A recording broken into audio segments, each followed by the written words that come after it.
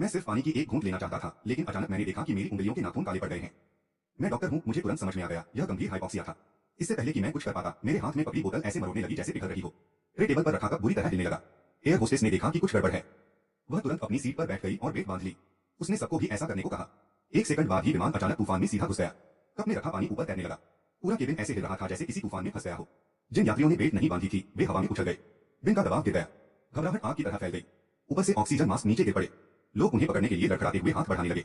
लेकिन मेरी पत्नी, उसे समय पर मास्क नहीं मिला। उसकी सांसें उखड़ने लगी। फिर वह बेहोश हो गई। मेरा दिमाग सुन्न हो गया, पर मैंने खुद को मजबूर किया।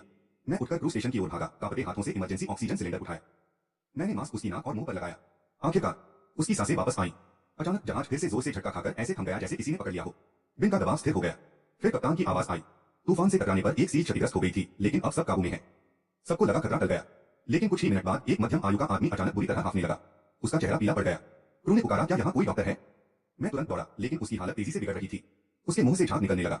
फिर अचानक उसके होठों से खून फूट पड़ा। वह हिंसक तरीके से तड़पने लगा और फिर एकदम शांत हो गया। मैंने नब्ज देखी। उसका दिल धड़कना बंद हो चुका था। कप्तान ने ग्राउंड कंट्रोल को रिपोर्ट भेजी। अभी हमें 1 घंटा और उड़ना था। क्रू ने शव को बिजनेस क्लास में ले जाकर रख दिया। लेकिन किसी ने ध्यान नहीं दिया कि एक नौजवान उनके पीछे पीछे आ रहा था। उसकी नजर उस आदमी की महंगी घड़ी पर पड़ी। उसने चुपके से घड़ी निकाल ली और खुद का वीडियो बनाने लगा। वह हंस रहा था। उस मृत आदमी का मजाक उड़ा रहा था। तभी शव ने अपना सिर घुमाया और खड़ा हो गया। पूरा केबिन चीख से गूंज उठा। एक एयर होस्टेस ने खिड़की से बाहर झांका। एक और विमान हमारे बिल्कुल बगल में उड़ रहा था। कॉकपिट ने ग्राउंड कंट्रोल से संपर्क खो दिया। एयर होस्टेस दोबारा बिजनेस क्लास की तरफ भागी, लेकिन वहां शव गायब था और साथ ही वो आदमी भी जिसने घड़ी चुराई थी।